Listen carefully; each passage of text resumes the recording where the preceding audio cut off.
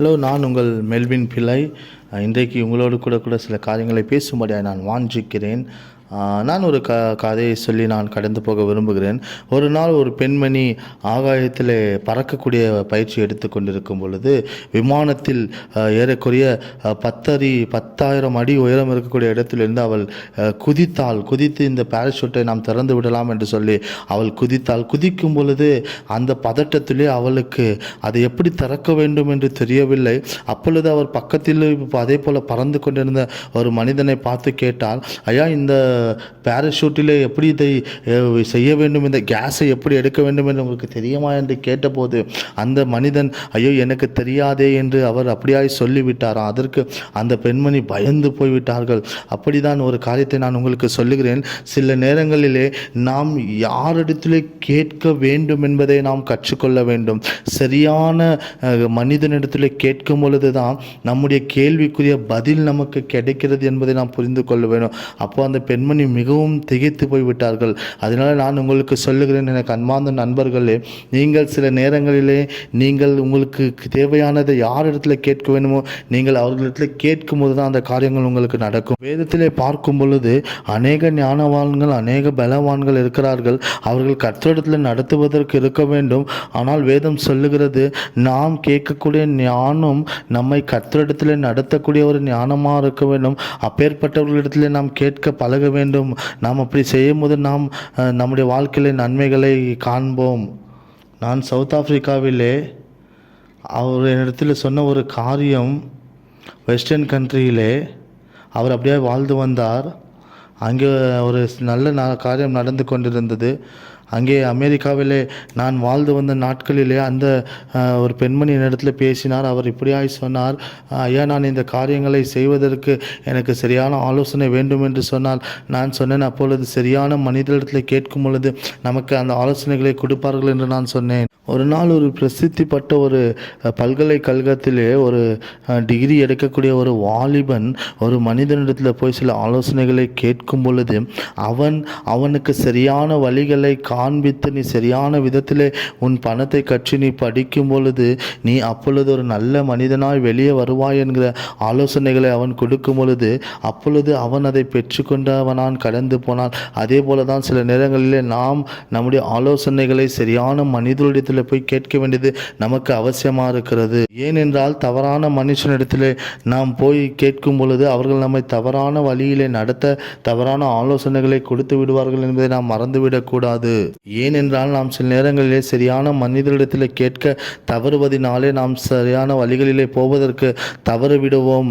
அதனாலே தான் நாம் நம்முடைய ஜெயத்தை நாம் பெற்றுக்கொள்ள மறந்து விடுவோம். இன்னைக்கு நான் பேச விரும்புகிற காரியம் என்னவென்றால், நாம் ஜெயமுள்ளவர்களா இருக்கிறோமா என்பதை நான் பேச விரும்புகிறேன். நாம் ஜெயமுள்ளவர்களா இருக்கிறோமா இல்லையா என்பதை நான் பேச விரும்புகிறேன்.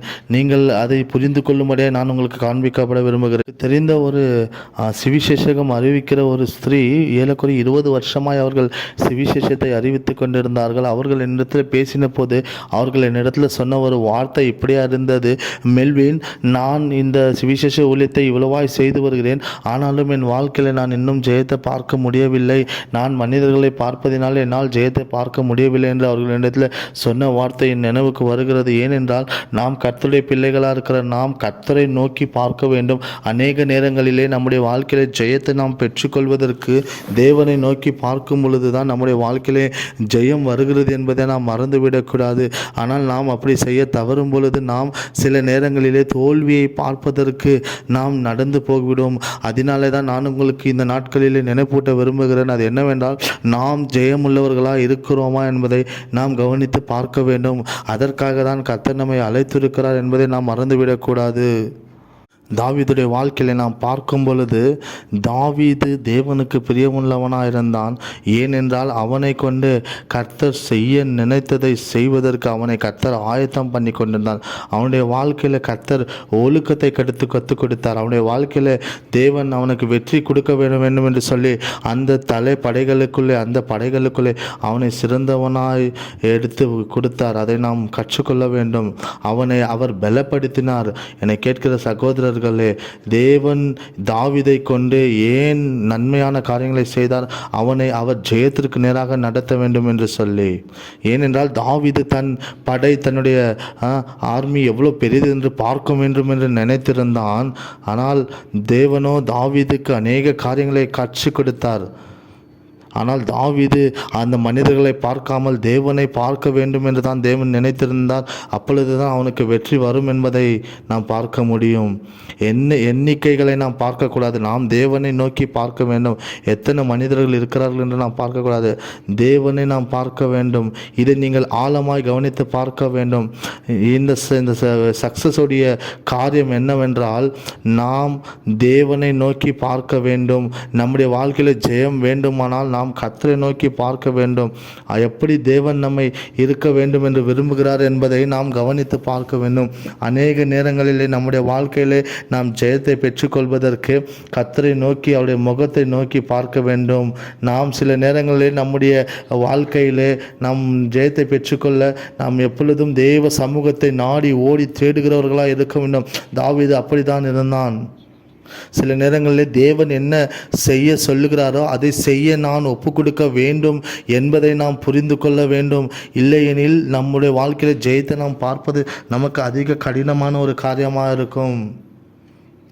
நாம் அநேக நேரங்களில் ஜெபிக்கும் பொழுது, ஆண்டவரே நான் என்ன செய்ய சித்தமாக இருக்கிறேன் என்று நாம் கேட்கும் பொழுது நாம் தேவ சித்தத்தை செய்ய நாம் முன்னே கடந்து போவோம். தேவன் எப்படி நான் வாழ வேண்டும் என்று விரும்புகிறாரோ அப்படி நான் வாழ ஒப்பு கொடுக்கும் பொழுது தான் நம்முடைய வாழ்க்கையில் நிஜமான ஒரு வெற்றி நம்முடைய வாழ்க்கையில் வருவதை நாம் பார்க்க முடியும்.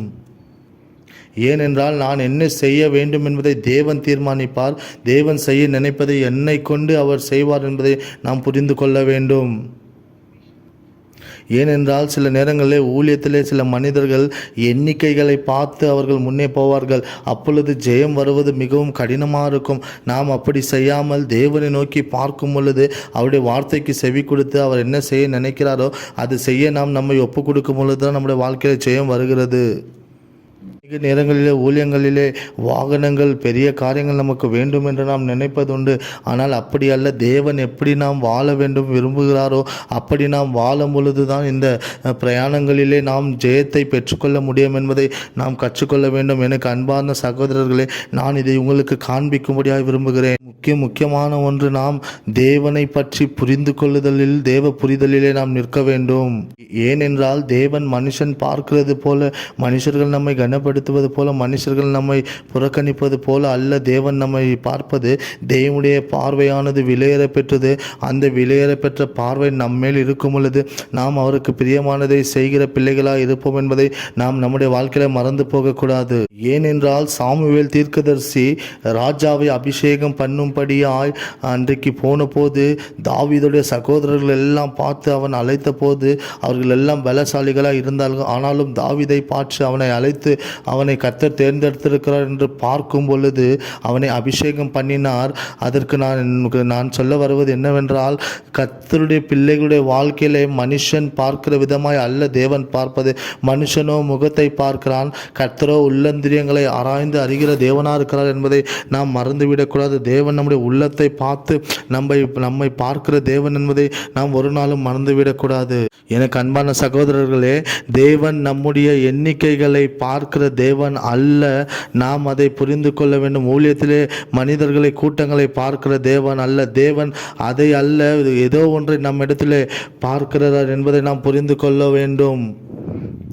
ஏனென்றால் உலகத்தை பார்க்கும் பொழுது அதிக மனிதர்கள் இருக்கிற இடத்திற்கு தான் கனம் உண்டு. ஆனால் தேவன் அப்படி பார்க்கிறவர் அல்ல. தேவன் எண்ணிக்கைகளை பார்க்கிறவர் அல்ல. தேவன் நாம் அவருக்கு கீழ்ப்படிந்து அவருடைய காரியத்தை செய்கிறோமா இல்லையா என்பதை பார்த்து நமக்கு ஜெயத்தை தருகிற தேவன் அவராக இருக்கிறார். அநேக நேரங்களில் நாம் ஏன் தோல்வியை பார்க்கிறோம் என்று சொன்னால், நாம் மனிதருடைய முகங்களை அல்லது எண்ணிக்கைகளை பார்க்கும் பொழுது தோல்வி நம்முடைய வாழ்க்கையில் வருவதுண்டு. நாம் அப்படி பார்க்கக்கூடாது. நமக்கு ஜெயம் வேண்டுமானால் நாம் தேவனை நோக்கி பார்க்க வேண்டும்.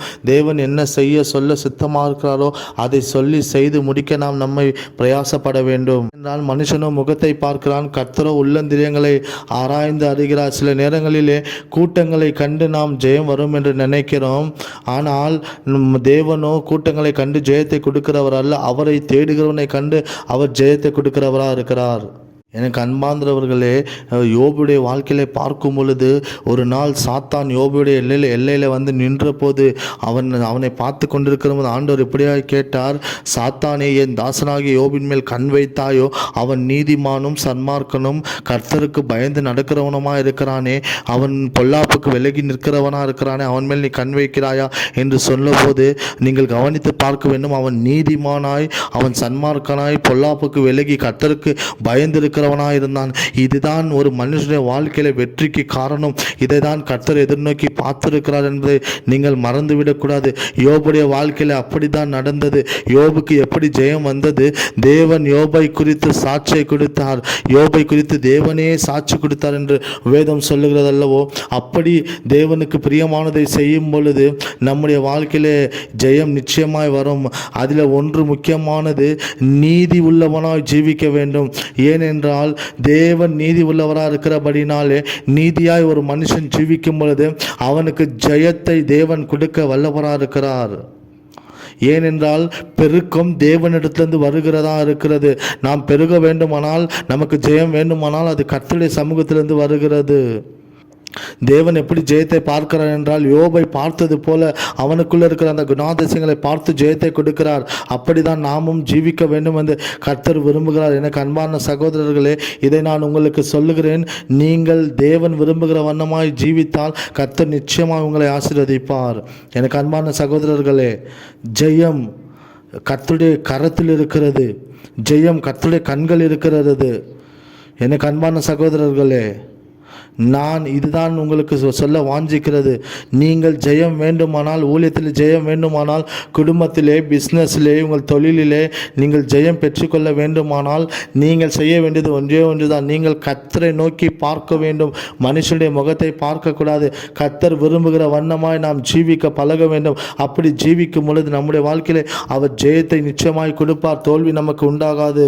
நானும் அப்படிதான் என்னுடைய வாழ்க்கையில நினைத்து கொண்டிருந்தேன்.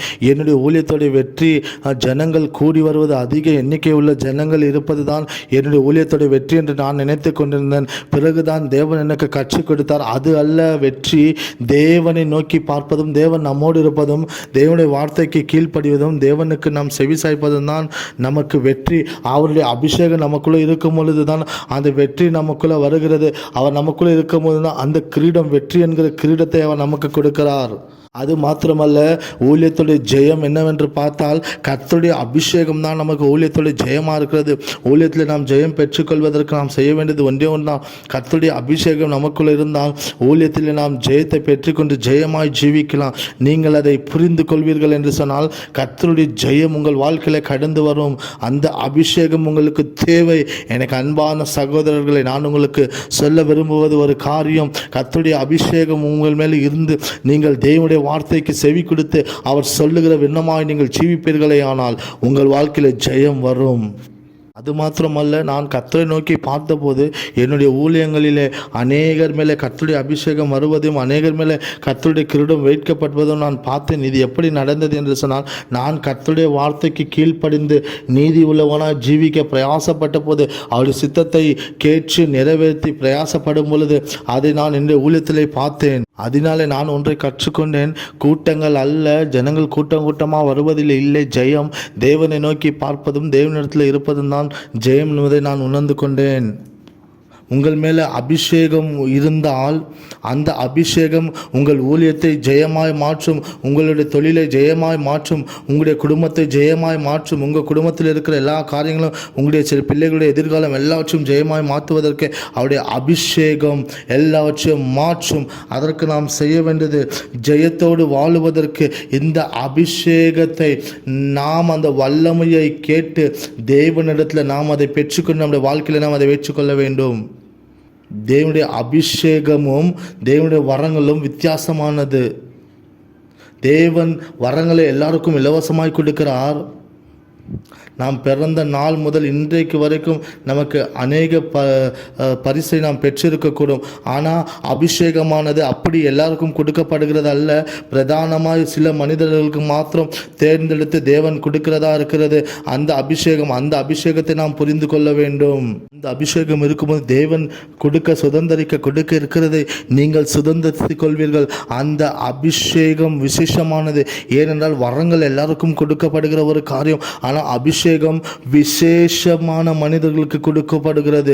நீங்கள் அந்த வரத்தை பார்க்கலாம். அபிஷேகத்தில் நீங்கள் நிலை நிற்கிறவர்களாக இருக்கும் பொழுது நீங்கள் தோல்வியை பார்க்க மாட்டீர்கள், நீங்கள் ஜெயத்தை பெற்றுக்கொள்வீர்கள். நீங்கள் உங்கள் ஊழியங்களிலே உங்கள் வாழ்க்கையிலே நீங்கள் அந்த அபிஷேகத்தோடு போகும் பொழுது தேவன் அற்புதங்களை செய்வது ஜெயத்தை கொடுப்பதை நீங்கள் பார்ப்பீர்கள். நாம் ஒன்றை பார்க்க வேண்டும். தேவரி நான் அபிஷேகம் பண்ணப்பட்டவன் என்று நாம் பார்க்கும் பொழுது நம்முடைய நோக்கம் அந்த அபிஷேகத்தின் மேல் இருக்கும் பொழுது நாம் ஜெயத்தை பெற்றுக்கொள்வோம். நாம் அதனாலே பயப்படக்கூடாது என்பதை நாம் புரிந்து கொள்ள வேண்டும். எனக்கு அன்பான சகோதரர்களை, நீங்கள் ஜெயத்தை பெற்றுக்கொள்ள வேண்டுமானால் நீங்கள் அந்த அபிஷேகத்தை உங்கள் வாழ்க்கையிலே நீங்கள் வைத்து கொண்டு முன்னே கடந்து போக வேண்டும் என்று கர்த்தர் விரும்புகிறதை நீங்கள் புரிந்து கொள்ள நான் உங்களுக்கு இன்றைக்கு காண்பிக்கிறேன். நீங்கள் அதை பெற்றுக்கொள்ளுங்கள். ஏனென்றால் அபிஷேகம் நம்முடைய வாழ்க்கையில் இருக்கும் பொழுது நாம் யோபை போல ஜெயமுள்ளவர்களாக இருப்போம். அதை நீங்கள் புரிந்து கொள்ள வேண்டும். ஏனென்றால் தேவன் நம்மை உயர்த்துவதற்கு இந்த அபிஷேகம் நமக்கு அவசியமாக இருக்கிறது. அநேக நேரங்களிலே தேவன் பிசாசை பார்த்து, ஏய் சாத்தானே, நீ பார்க்கிறாயே, இவன் என் மகன், இவன் மேலே இருக்கிற அபிஷேகத்தை நீ பார் என்று தேவன் சொல்வதை நாம் பார்க்க முடியும். அபிஷேகமானது நம்முடைய தலைமையில் இருக்கிறதுனால நாம் அந்த ஜெயத்தை பெற்றுக்கொள்வோம். நம்முடைய ஜெயத்திற்கு காரணம் தேவன் நம்மேல் கொடுக்கிற அபிஷேகம். அதை நாம் புரிந்து கொள்ள வேண்டும். அந்த அபிஷேகம் தான் நம்மை ஜெயத்திற்கு நேராக நடத்துகிறது. ஏனென்றால் அந்த அபிஷேகம் இல்லாமல் நாம் ஜெயத்தை ஒரு நாளும் பெற்றுக்கொள்ள முடியாது என்பதை நாம் புரிந்து கொள்ள வேண்டும். என்னை கேட்கிற சகோதரர்களே, நீங்கள் இதை புரிந்து கொள்ள முடியாது நான் உங்களுக்கு சொல்கிறேன். அபிஷேகத்தை பெற்றுக்கொள்ளுங்கள், ஜெயத்தை பெற்றுக்கொள்வீர்கள். அபிஷேகம் இல்லாமல் ஜெயத்தை ஒரு நாளும் பெற்றுக்கொள்ள முடியாது. அதனால நான் உங்களுக்கு காண்பிப்ப விஷயங்கள் இவ்வளவுதான். நீங்கள் அதை புரிந்து கொள்ளுங்கள். அநேக நேரங்களிலே தேவன் சிலவற்றை மாற்றுவார். அதையும் நீங்கள் புரிந்து கொள்ளுங்கள். நான் 10,000 பேரிடத்தில் பேசினாலும் 4-5 பேரிடத்தில் பேசினாலும் நான் ஒன்றை புரிந்து கொள்வேன். என்னுடைய ஜெயமானது எண்ணிக்கையின் மேல் அல்ல. என்னுடைய ஜெயமானது தேவனுடைய அபிஷேகத்தின் மேல் இருக்கிறது, தேவனை சார்ந்து இருக்கிறது மேல் இருக்கிறது, தேவனை நோக்கி பார்க்கிற காரியங்கள் மேல் என் அபிஷேகம் இருக்கிறது என்பதை நான் ஒரு நாளும் மறந்து போக மாட்டேன். அபிஷேகமானது நுகங்களை முறிக்கும். அநேகருடைய வாழ்க்கையில் இருக்கிற நுகங்களை, கட்டுக்களை அபிஷேகம் முறிக்கும். ஏனென்றால் அபிஷேகம் கடந்து வரும்போது கர்த்தருடைய வல்லமை இறங்கி வந்து எல்லாவற்றையும் முறித்து போட்டு அதை ஜெயமாய் நடத்தும் என்பதை நாம் புரிந்து கொள்ள வேண்டும். அபிஷேகம் அதை செய்யும். இதனாலே நாம் புரிந்து கொள்வோம், அபிஷேகம் ஜெயத்திற்கு நேராக நம்மை நடத்தும். அபிஷேகம் நம்மை ஜெயத்திற்கு நேராக நடத்தும். ஒரு அபிஷேகம் ஒரு மனிதன் மேல் வரும் பொழுது, அவன் மேல் வரும் பொழுது, அங்கே அபிஷேகம் வரும் பொழுது அவன் ஜெயத்திற்கு நேராக கடந்து போவான். ஏனென்றால் அந்த அபிஷேகம் தேவனிடத்திலிருந்து அனுப்பப்படுகிறது. அதை நாம் புரிந்து கொள்ள வேண்டும். தேவன் ஒரு விசேஷமான அபிஷேகத்தை நம்முடைய ஊழியத்தில் வைத்திருக்கிறார், நம்முடைய வாழ்க்கையில் வைத்திருக்கிறார், நம்முடைய குடும்பங்களில் வைத்திருக்கிறார். உங்களுடைய வாழ்க்கையில் ஒரு திட்டமும் ஒரு தீர்மானமும் தேவன் வைத்திருக்கிறார். அதனால தான் அந்த அபிஷேகத்தை அவர் உங்களுடைய வாழ்க்கையில் தருகிறார். நீங்கள் அந்த வல்லமையோடு, அபிஷேகத்தோடு, தேவ வல்லமையோடு, நீங்கள் அபிஷேகத்தோடு நீங்கள் செயல்படும் பொழுது தோல்வியை அல்ல, ஜெயத்தை தேவன் உங்களுக்கு தருகிறார். வேதத்தில் ஆண்டவராக இயேசு கிறிஸ்து சொன்னார், கர்த்தருடைய ஆவியானவர் உங்கள் மேல் வருவார், நீங்கள் பெலன் கொண்டு எனக்காய் சாட்சிகளாய் நிற்பீர்கள். நீங்கள் எருசலேமிலும் யூதேயாவிலும் சமாரியா முழுவதும் எனக்காய் சாட்சிகளாய் நிற்பீர்கள் என்று சொன்னார். அப்பொழுது ஆண்டவர் சொல்லுகிற வார்த்தை, ஒரு பெலன் உங்கள் மேல் வரும். ஆவியானவர் வரும் பொழுது அந்த பெலன், அந்த அபிஷேகத்தின் பெலனை நாம் பெற்றுக்கொள்ளும் பொழுது நாம் இயேசுக்காய் சாட்சிகளாய் நிற்போம், தேவ சித்தத்தை நிறைவேற்றுவோம் என்பதை நாம் மறந்துவிடக்கூடாது. நம்மால் சில நேரங்களில் எல்லாவற்றையும் செய்ய முடியாது. ஆனால் ஆவியானவர் நமக்குள்ளே வரும் பொழுது நாம் எல்லாவற்றையும் செய்ய நம்மாலே கூடும், நம்மாலே செய்வதற்கு அது சாத்தியமாகும். நான் ஒரு கூட்ட ஜனத்திடத்தில் பேசி கொண்டிருக்கும் போது நான் ஒன்று நினைவில் கொண்டு வந்தேன். நான் பேசி கொண்டிருக்கும் போது கர்த்தருடைய வார்த்தை கடந்து போகும்போது அவர்கள் விடுதலை அடைவதை நான் பார்த்து கொண்டிருந்தேன். அவர்கள் என்னிடத்தில் வந்து ஊழியம் செய்து கொண்டிருப்பதை நான் பார்த்து கொண்டிருந்தேன். ஆனால் அவர்கள் என்னோடு கூட வரும் பொழுது, மனிதர்கள் வரும்போது, நான் அபிஷேகத்தை கொடுக்கும் பொழுது அந்த அபிஷேகத்தினாலே அவர்கள் மேல் இருக்கிற காரியங்கள் எல்லாம் நீங்கி போவதை நான் என்னுடைய வாழ்க்கையில பார்த்தேன். ஒரு சிறிய வாலிபன் இடத்துல வந்தான். நான் அவனுக்காக ஜெபிக்கும் பொழுது ஒரு விசேஷித்த அபிஷேகம் அவன் மேல் வந்தது. அதற்கு பிறகு இன்னொரு ஊழியக்காரன் அநேகரை தள்ளுவதை நான் பார்த்தேன். நான் அப்பொழுது அவனை கூப்பிட்டு சொன்னேன், நீ தள்ள வேண்டிய அவசியம் இல்லை, நீ ஜெபித்தால் போதும், உனக்குள்ளே இருக்கிற அபிஷேகம் அவன் மேல் இறங்கி அந்த அபிஷேகம் அவனை நிரப்பும் என்று நான் அந்த மனிதனுக்கு சொன்னேன். நாம் யார் என்பதை அறிந்திருக்க வேண்டும். அந்த அபிஷேகம் நம்ம மேல் இருக்கும் பொழுது நாம் எப்படி கர்த்தருக்கு ஊழியம் செய்கிறோம் என்பதை நாம் புரிந்து கொள்ள வேண்டும். எனக்கு அன்பானவர்களே, உங்கள் பேர் இருக்கிற அபிஷேகம் உங்களை மாற்றும், உங்களை சுற்றி இருக்கிற சூழ்நிலைகளை மாற்றும். அந்த அபிஷேகத்தை நீங்கள் பெற்றுக்கொண்டு முன்னே போகும் பொழுது தேவன் உங்களுக்கு நன்மை செய்கிறவராக இருக்கிறார் என்பதை நீங்கள் புரிந்து கொள்ள வேண்டும். என்றால் ஆவியானவர் நம்மை அந்த அபிஷேகத்தினாலே நம்மை அநேக விதமான அனுபவங்களுக்கு கூட கொண்டு போவதை நாம் பார்க்க முடியும். அந்த ஆவியானவர் அபிஷேகத்தை நம்மை கொண்டு வருவார், ஒரு வல்லமையை நம்முடைய வாழ்க்கையில கொண்டு வருவார். நாம் அதை புரிந்து கொள்ளும் பொழுது கர்த்தருடைய அபிஷேகம் நம்முடைய வாழ்க்கையில செயல்படுவதை நம்மால் பார்க்க முடியும்.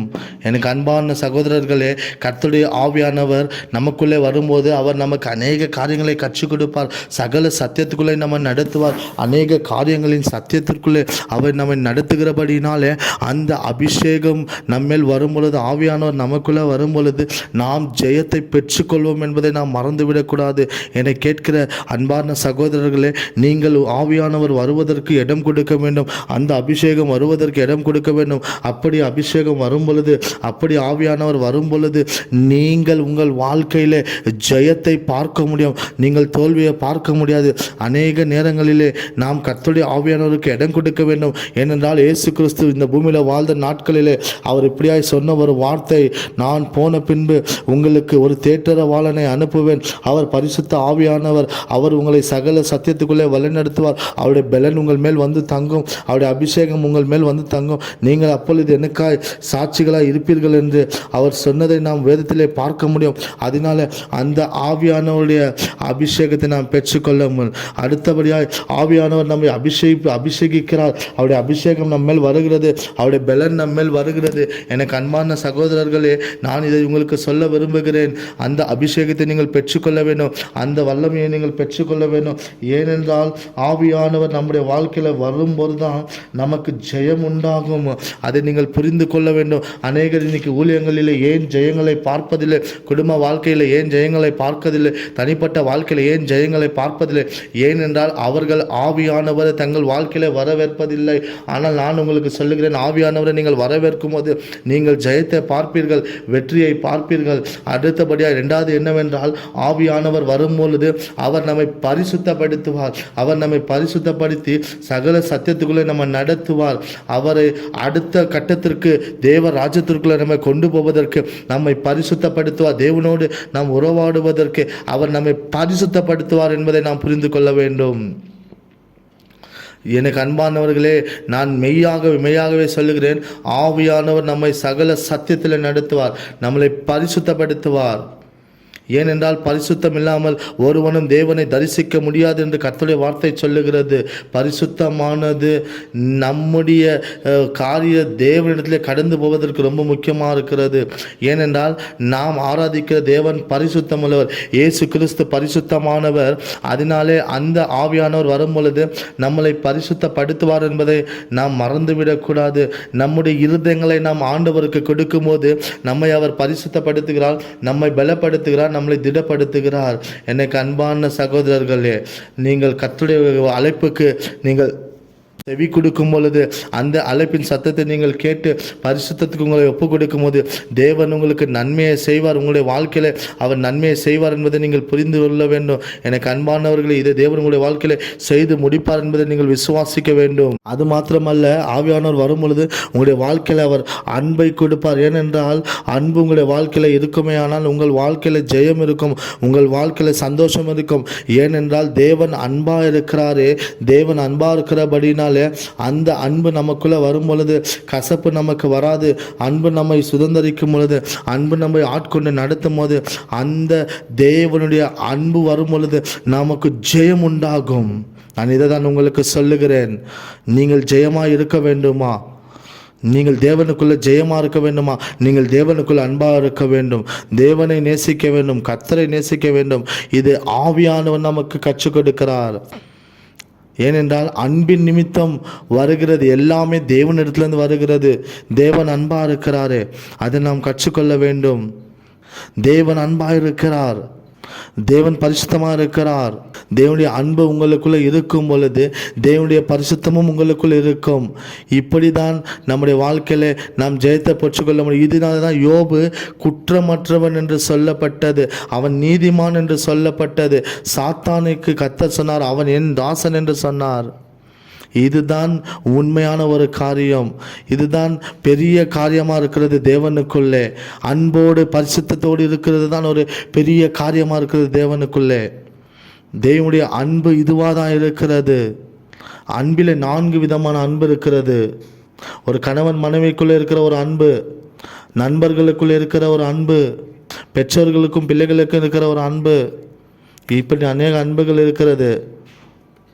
தேவனுடைய அன்பு ஆனது விலையேறப்பட்ட அன்பு. தேவனுடைய அன்பானது எந்த ஒரு நிர்பந்தமும் இல்லாத ஒரு அன்பு. அந்த அன்பு தான் நம்முடைய வாழ்க்கையில் பரிசுத்த ஆவியானவர் நம்முடைய இருதயத்தில் ஊற்ற அவர் வல்லவராக இருக்கிறார்.